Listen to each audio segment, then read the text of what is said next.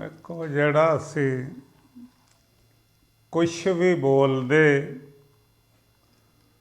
ਸੁਣਦੇ ਸੁਣਾਉਂਦੇ, ਇਹ ਬੋਲ ਹੈ ਦੋ ਪ੍ਰਕਾਰ ਦਾ, ਸੁਣਨਾ ਔਰ ਸੁਣਾਉਣਾ। ਤਾਂ ਇਹ ਸਾਰੇ ਬੋਲ ਜਿਤਨੇ ਬਚਨ ਹਨ, ਕੁਛ ਤਾਂ ਪ੍ਰਸ਼ਨ ਰੂਪ ਵੀ ਆਪ ਹੀ ਹੈ ਅਤੇ ਉੱਤਰ ਰੂਪ ਵੀ ਆਪ ਹੀ ਹੈ। ਇਸ ਨੂੰ ਅਸੀਂ ਦੇਖੋ, ਇੱਕ ਤਾਂ ਅਸੀਂ ਇਹ ਬੋਲਦੇ ਹਾਂ, ਜਿਸ ਸਮਾਜ 'ਚ ਸਾਡਾ ਜੀਵਨ ਜਨਮ ਰਹਿਣ ਵਿਚਰਨ, ਇਹ ਜਿਹੜਾ ਇਹਦੇ ਉੱਤੇ ਉਦੇਸ਼ ਹੈ, ਸਾਰੇ ਸਿੱਖ ਪੰਥ ਦੇ ਉੱਤੇ ਉਦੇਸ਼ ਗੁਰਬਾਣੀ ਦਾ। ਜਿਹੜੀ ਉਹ ਗੁਰਬਾਣੀ ਹੈ ਉਹ ਰਾਗ ਦੁਆਇਸ਼ ਤੋਂ ਰਹਿਤ ਹੈ, ਪਕਸ਼ਪਾਤ ਤੋਂ ਰਹਿਤ ਹੈ, ਕਿਸੇ ਦਾ ਨਾ ਪਕਸ਼ ਕਰਦੀ ਹੈ, ਕੇਵਲ ਸੱਚਾਈ ਬਤਾਉਣ ਵਾਸਤੇ ਹੈ। ਜਿਹੜੇ ਬਾਣੀ ਨੂੰ ਮੰਨਦੇ ਹੈ, ਉਹਦੇ 'ਚ ਜ਼ਿਆਦਾ ਮਨੁੱਖ ਦੇ ਹਿਰਦੇ 'ਚ ਰਾਗ ਦੁਆਇਸ਼ ਹੈ। ਥੋੜ੍ਹੇ ਲੋਕ ਉਹ ਆ ਕਿ ਜਿਨ੍ਹਾਂ ਦੇ ਹਿਰਦੇ 'ਚ ਰਾਗ ਦੁਆਇਸ਼ ਨਹੀਂ। ਆ ਹੁਣੇ ਕਿਹਾ ਗਿਆ ਕਿ ਗੁਰੂ ਬ੍ਰਹਮਾ, ਗੁਰੂ ਵਿਸ਼ਨੂੰ ਇਤਿਆਦਿਕ ਲੈ ਕਰਕੇ 70% ਲੋਕ ਇਹਨੂੰ ਪਸੰਦ ਨਹੀਂ ਕਰਦੇ। 30% ਲੋਕ ਸਿੱਖ ਭਾਈਚਾਰਾ ਆਖੂਗੇ ਵੀ ਠੀਕ ਹੈ। ਤਾਂ ਕੀ ਮਹਿਮਾ ਇਹਦੀ ਹੈ ਕਿ ਸਾਡੇ ਲਈ ਗੁਰੂ ਹੀ ਬ੍ਰਹਮਾ ਹੈ, ਗੁਰੂ ਹੀ ਵਿਸ਼ਨੂੰ ਹੈ, ਗੁਰੂ ਹੀ ਮਹੇਸ਼ਵਰ, ਗੁਰੂ ਹੀ ਸਰਬ ਰੂਪ ਹੈ। ਤਾਂ ਜਿੰਨਾ ਚਿਰ ਅਸੀਂ ਇਹਦੇ ਅਰਥ ਬੋਧ ਨੂੰ ਨਾ ਸਮਝ ਗਏ, ਇਹ ਲਫਾਜ਼ ਸਾਨੂੰ ਅੱਛੇ ਨਹੀਂ ਲੱਗਦੇ। ਤਾਂ ਅੱਛੇ ਨਾ ਲੱਗਣੇ ਕਰਕੇ ਇਹਨਾਂ ਨੂੰ ਸੁਣ ਕੇ ਸਾਡੇ ਹਿਰਦੇ 'ਚ ਰਾਗ ਔਰ ਦੁਆਇਸ਼ ਪੈਦਾ ਹੁੰਦੇ ਆ। ਅਸੀਂ ਇਹ ਵੇਖਣਾ ਹੈ ਵੀ ਰਾਗ ਦੁਆਇਸ਼ ਕਿਸ ਦੇ ਆ।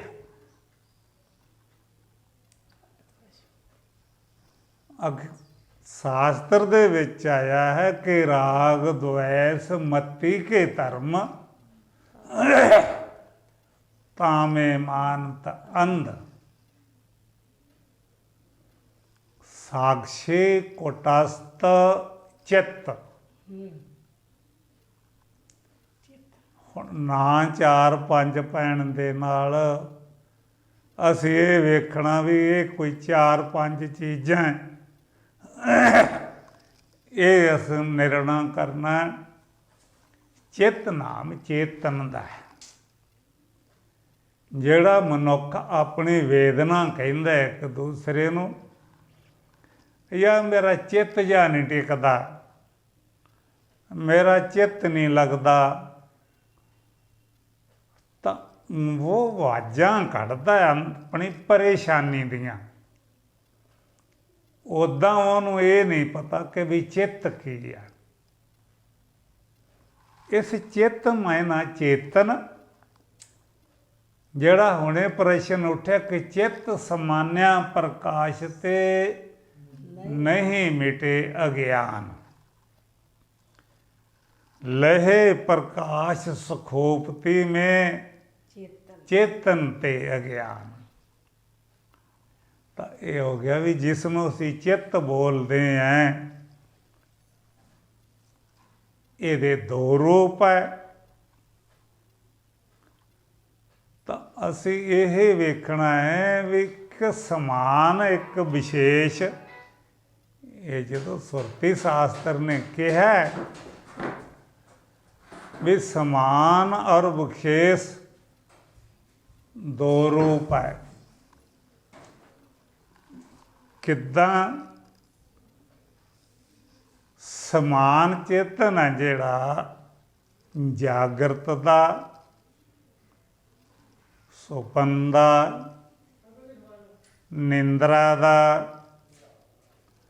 मुर्शता और मरण दा, ये आदिशटान है। सानू यही लगेगा भी आदिशटान का माना की है जी। तो इत्थों असी वेखना है कि किसी किसान ने अपने खेत के नुक्कर ते एक थम्मी गड्डी हुई है, लकड़ी, वो मोटी लकड़ी गड्डी हुई है जिहड़ी वो नाना प्रकार के आदमी उन्होंने वेहदे। किसी नूं तां वो ये मालूम पड़दी है भी कोई आदमी खड़ा है, किसी नूं ये मालूम पड़दी है कि कोई पशु खलोता है। नाना प्रकार की उहदे ते जिहड़ी भावना जची जाती है। एक कहंदा पशु खड़ा है, एक कहंदा आदमी है, कोई कहंदा नहीं कोई औरत है। इतिहासक होर भी बहुत कुछ है। ये देखना कि उन्हां सारियां दा आदिशटान, वो जिहड़ी लकड़ी थम्मी गड्डी हुई है, वो थम्मी सारियां दा आदिशटान है। आदिशटान किवें है? जिहने कहा कि कोई पशु खड़ा, वो पशु का भी आदिशटान है। किसी ने कहा कोई आदमी चोर चक्का खड़ा खेत चो कोई चीज़ चुराउण लई, उस चोर चक्के का भी आदिशटान है। तो कोई माई भाई खलोती, वह भी आदिशटान है। जिहड़ा आदिशटान वो लकड़ी है। जे पशु आख दईए तो पशु का भी विरोध नहीं करती। भी जे आख दईए आदमी है, आदमी का विरोध भी नहीं करती। जे आख दईए कोई चोर चक्का है, आदमी नूं कोई संज्ञा दे दईए, ਉਹਦਾ भी विरोध नहीं करती। सगों सारिया नाना प्रकार दे आदिशटान। लकड़ी च चंगा आदमी कोई साधु खड़ा है, लकड़ी च कोई माई खलोती, लकड़ी च कोई चोर चक्का है, लकड़ी च कोई पशु खलोता दिखाई पड़ रहा है। वो लकड़ है जिहड़ी वो किसी का भी विरोध नहीं करती, तो सगों सारियां दी साधक है। अगर लकड़ ना होवे तो उहदे विच ना कोई आदमी ना कोई पशु कुछ नहीं दिखाई पड़ता। इसे तरह समान एक चेतन सता है कि यह चेतन समान ना विरोधी जां को साधक है। समान चेतन गंदियां दा, चंगियां दा, पशुआं दा, पंछियां दा, ये नाना प्रकार दे चार खानी दे जगत दा आदिशटान है। किसे दा विरोध नहीं करता। जिवें लकड़ी किसी का विरोध नहीं करती, लकड़ च गऊ भैंस ऊठ खोता चोर चक्का साध माई भाई किदे च दिसी जाते? लकड़ी च। इसे तरह ही जिवें लकड़ी सगों उन्हां दिसण वालियां दा साधक है। चेतन एक सता समान सता है जिस दे उत्ते चार खानी का जगत मालूम पड़दिया कि ये उत्पज सृष्टि है। ये चल सृष्टि है, ये अंडज सृष्टि है, ये जेरज सृष्टि है। जिस सता दे उत्ते सृष्टियां मालम पड़दियां वो सता जिहड़ी हैगी किसी का विरोध नहीं करती, उस सता नूं समान चेतन कहा गया। सुरती ने बताता कि चेतन समान ना विरोधी जाको साधक। बिरती अरूढ़ सो विरोधी बिरती मानिए। यही चेतन है जेड़ा जदों बिरती विशिष्ट हो करके उदों कई चीज़ों नूं रद्द करता है। भी की रद्द करता है, यार असी तो रात दे अंदर नहीं वड़े, क्यों नहीं बई बड़े, छक पै गया भी सर्प है, भी किसी नूं डंग मारू, चलो बाहर ही सौ जाने, दिने वेखांगे। एक ने वेख के रस्से दे टोटे नूं आख्या आ यार ऐ तो डरदे। ਜਿਹੜੇ अंदर नहीं वड़े सीगे उन्हां दी बिरती समान चेतन सी। वो समान चेतन ही उस सर्प का साधक सी। भी सर्प है बई असी नहीं गांह जाना, तो जिहदी बिरती रूढ़ होकर विशेष चेतन ने निर्णय किया, वो रस्से का टोटा चक के आए तो डरदे बाहर बैठे सी। ये चेतन है जिहड़ा दो प्रकार का है। तो असी इस चेतन नूं समझना है। ये वेदांत तो बगैर इनू किसी बन्ने नहीं कोई ला सकता। ग्रंथां ने बथेरिया ने अच्छे अच्छे विचार दसे है, पर क्योंकि चेतन की परिभाषा सत चित आनंद, जिहड़ी वस्तु नूं सत बोलते हैं, ये सत रूप हो करके चंगे माड़े दोवां दा आदिष्टान है, ते चित रूप हो करके एक दूजे का विरोध करती है। सत चित आनंद, ते इहदे विपरीत की है असत जड़ दुख। सत चित आनंद ये अस्थि है, अरपाती है, और प्रे है। इसनूं बोलिया गया अस्थि भाती प्रे। ते सत चित आनंद, दूजा क्या असत जड़ दुख। असी वेखना है कि भी जो असत है, जड़ है, दुख है, ये हैगा। फिर तो दो चीज़ां हैगियां कि सत चित आनंद भी हैगा, ते असत जड़ दुख ये भी हैगा। जे दो है तो फिर तुसी सत किस नूं मन्नोगे? ये असत जड़ दुख सही है कि सत चित आनंद सही है?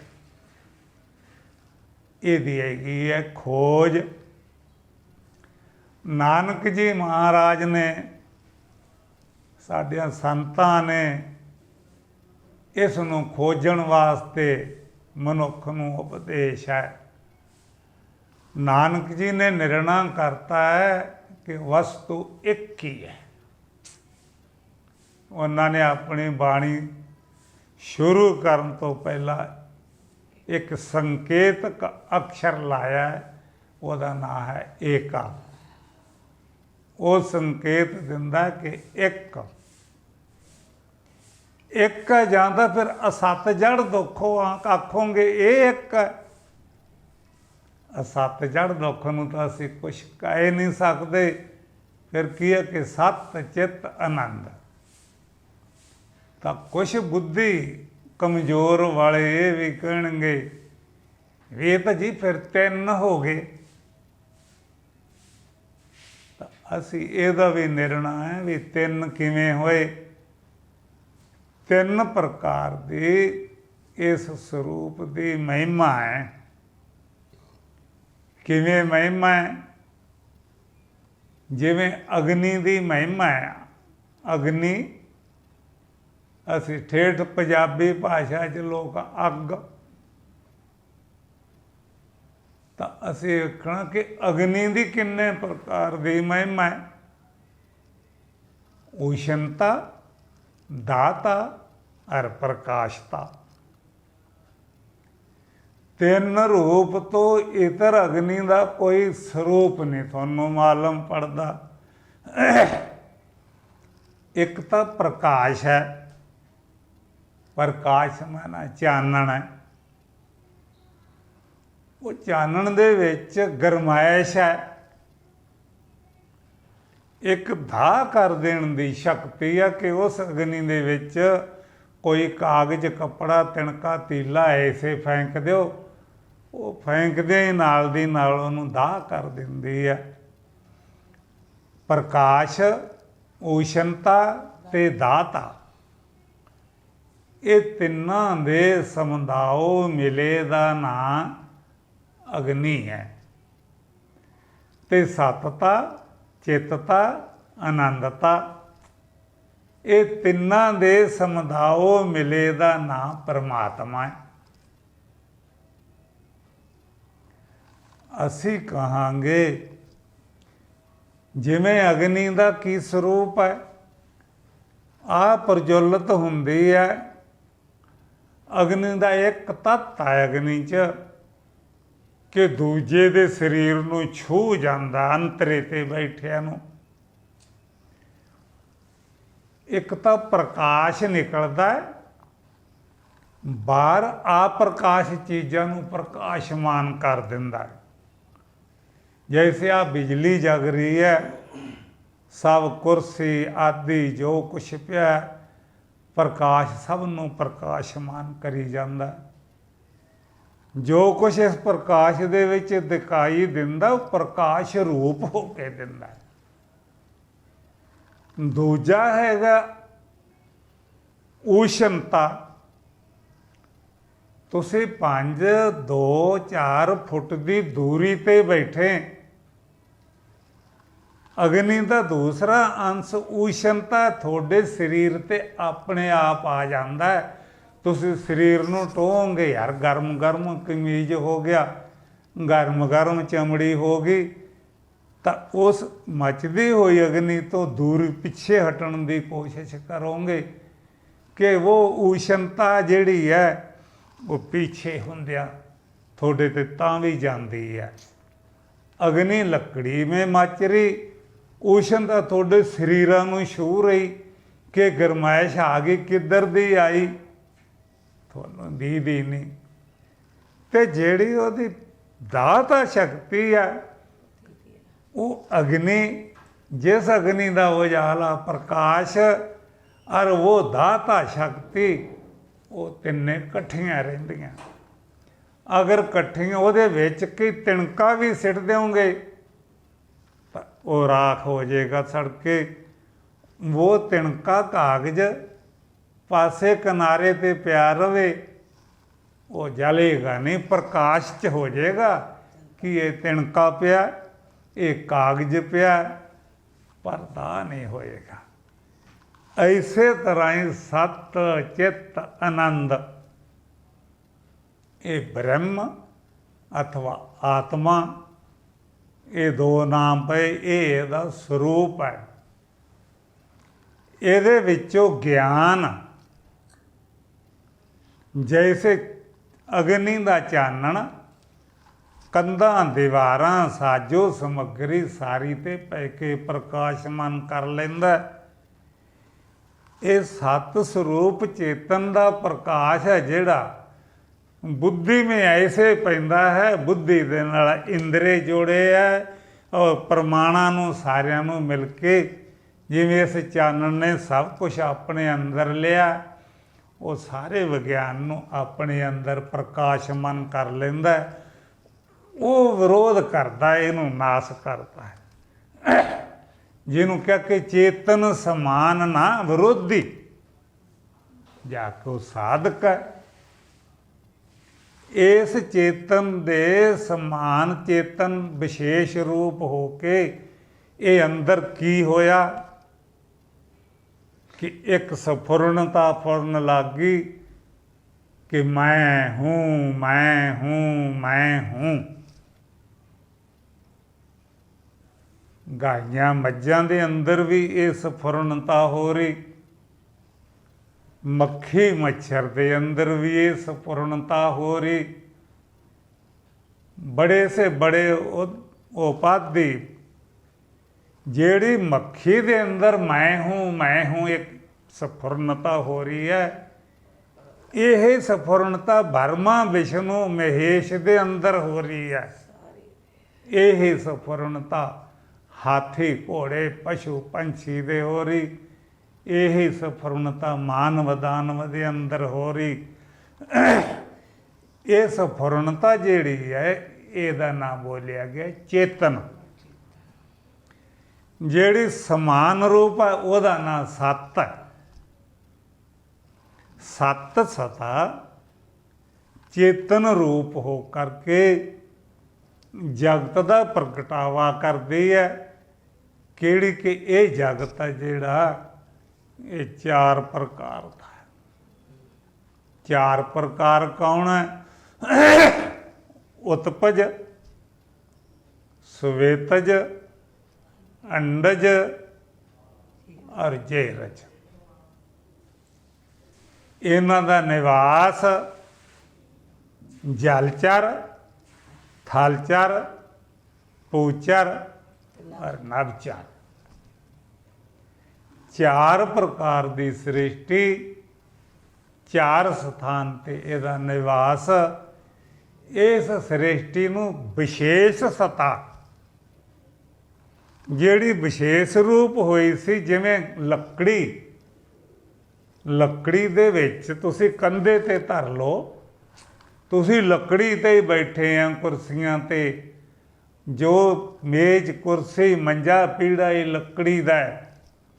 ਇਸ ਲੱਕੜੀ ਦੇ ਵਿੱਚ ਅਗਨੀ, ਉਸ਼ਨਤਾ, ਦਾਤਾ, ਪ੍ਰਕਾਸ਼ਤਾ, ਇਹ ਲੱਕੜੀ ਦੇ ਡੰਡੇ ਦੇ ਮੋਟੇ ਤੋਂ ਮੋਟੇ, ਪਤਲੇ ਤੇ ਪਤਲੇ ਦੇ ਵਿੱਚ ਸਮਾਈ ਹੋਈ ਹੈ। ਤਾਂ ਤੁਸੀਂ ਇਹ ਹੀ ਕਹੋਗੇ ਵੀ ਯਾਰ ਲੱਕੜੀ ਹੋਵੇ ਤਾਂ ਮੇਰਾ ਕੰਧਾ ਨਾ ਸਾੜ ਦੇ, ਇਹ ਲੱਕੜੀ 'ਚ ਅਗਨੀ ਹੋਵੇ ਤਾਂ ਬੈਠੇ ਆ ਥੱਲਿਓਂ ਅੱਗ ਨਾ ਲੱਗ ਜਾਵੇ। ਤਾਂ ਇਹ ਹੋਏਗਾ ਕਿ ਜਦੋਂ ਇਸ ਨੂੰ ਅਸੀਂ ਪ੍ਰਜਵਲਿਤ ਕਰਦੇ ਹਾਂ, ਊਸ਼ਮਤਾ, ਗਰਮੈਸ਼, ਚਾਨਣਤਾ ਤੇ ਸਾੜਨ ਦੀ ਸ਼ਕਤੀ ਇਹ ਪਾਸਿਓਂ ਆਉਂਦੀਆਂ ਕਿ ਲੱਕੜੀ ਦੇ ਵਿੱਚੋਂ ਹੀ ਨਿਕਲਦੀਆਂ। ਤਾਂ ਫਿਰ ਇਹ ਆਉਂਦਾ ਵੀ ਲੱਕੜੀ ਦੇ ਨਾਲ ਹੀ ਵਿੱਚੇ ਹੀ ਹੈ। ਪਰ ਆਦੀਆਂ ਕਿਸੇ ਨੂੰ ਕੁਛ ਨਹੀਂ, ਨਾ ਤਾਂ ਤੁਹਾਡਾ ਰੋਟੀ ਪਾਣੀ ਉਹ ਬਣਾਉਂਦੀ ਅਗਨੀ, ਨਾ ਕੋਈ ਤੁਹਾਡੀ ਕਿਸ ਕਿਸਮ ਦਾ ਕੋਈ ਵੀ ਚੀਜ਼ ਨਹੀਂ ਸਵਾਰਦੀ। ਜਦੋਂ ਲੱਕੜੀ ਦੇ ਵਿੱਚ ਪ੍ਰਜਵਲਿਤ ਹੋ ਜਾਂਦੀ ਹੈ, ਉਦੋਂ ਤੁਹਾਡਾ ਚਾਹ ਪਾਣੀ ਖਾਣਾ ਦਾਣਾ ਸਾਰਾ ਬਣਾਉਂਦੀ ਹੈ। ਇਸੇ ਤਰ੍ਹਾਂ ਹੀ ਇਹ ਸਰੀਰ ਦੇ ਅੰਦਰ, ਸਰੀਰ ਅੰਦਰ ਬਾਹਰ ਵਿਖਾਉਂਦਾ ਹੈ, ਉਹ ਸਤਾ ਨੂੰ ਅੰਦਰ ਬਾਹਰ ਕਰ ਨਹੀਂ ਸਕਦਾ। ਲੋਕਾਂ ਨੇ ਇਹ ਆਖਿਆ, ਇਹ ਇੱਕ ਆਮ ਪ੍ਰਚਲਿਤ ਹੈ, ਕਿਸੇ ਭਾਈਚਾਰੇ ਨੂੰ ਪੁੱਛ ਲੈ, ਉਹ ਬਈ ਮਨੁੱਖ ਦੇ ਅੰਦਰ ਹੀ ਹੈ ਸਭ ਕੁਛ ਹੈ। ਵੇਖੋ ਵੀ ਤੈਨੂੰ ਕਿਵੇਂ ਪਤਾ ਲੱਗਿਆ ਅੰਦਰ ਹੈ? ਜਦੋਂ ਇਹਦਾ ਕਈ ਐਸੀ ਦੇਵਨੈਤ ਐਕਸੀਡੈਂਟ ਹੋ ਜੇ, ਕੋਈ ਮਿੱਧ ਕੇ ਇਹਨੂੰ ਚੀਜ਼ ਚਲੀ ਜਾਵੇ, ਤਾਂ ਇਹਦੇ ਅੰਦਰੋਂ ਕੀ ਨਿਕਲਦਾ? ਮਲ ਮੂਤਰ ਖੂਨ ਦੀਆਂ ਭਰੀਆਂ ਹੋਈਆਂ ਨਾੜੀਆਂ। ਤੇ ਜਿਹੜਾ ਇਹਦੇ ਬੰਦੇ ਦੇ ਅੰਦਰ ਹੀ ਹੈ ਸਭ ਕੁਛ, ਤੁਸੀਂ ਇਹਨੂੰ ਸਭ ਕੁਛ ਆਨੇ। ਕਿਸ ਨੂੰ ਸਭ ਕੁਝ ਬੋਲਦੇ ਆ ਭਈ ਰੱਬ ਪਰਮਾਤਮਾ ਬੰਦੇ ਦੇ ਅੰਦਰ ਹੀ ਹੈ, ਤਾਂ ਇਹਦਾ ਮਤਲਬ ਵੀ ਬੰਦਾ ਤਾਂ ਤੁਸੀਂ ਹੱਡ ਮਾਸ ਨੂੰ ਆਨੇ ਆ ਵੀ ਇਹ ਤਾਂ ਬੰਦਾ ਹੈ, ਤੇ ਅੰਦਰ ਇਹਦੇ ਸਭ ਵੀ ਸਾਰਾ ਕੁਝ ਤਾਂ ਤੁਸੀਂ ਵੇਖ ਲਿਆ। ਆ ਕਈ ਕੂਕਰ ਪਏ ਆ ਮਿੱਧ ਕੇ, ਗੱਡੀਆਂ ਮੋਟਰਾਂ ਚਲੀਆਂ ਗਈਆਂ, ਤਾਂ ਰੱਬ ਵੀ ਵੇਖਿਆ ਵਿੱਚੋਂ ਨਿਕਲਿਆ ਮਿੱਧਿਆ ਪਿਆ ਕਿਤੇ। ਤੁਸੀਂ ਆਖਦੇ ਸੇ ਬੰਦੇ ਦੇ ਅੰਦਰ ਹੀ ਹੈ। ਤਾਂ ਇਹ ਗੱਲਾਂ ਬਾਤਾਂ ਦਾ ਜਿਨ੍ਹਾਂ ਨੂੰ ਅਣਜਾਣ ਬੰਦਿਆਂ ਨੇ ਪ੍ਰਚਲਿਤ ਕੀਤੀਆਂ,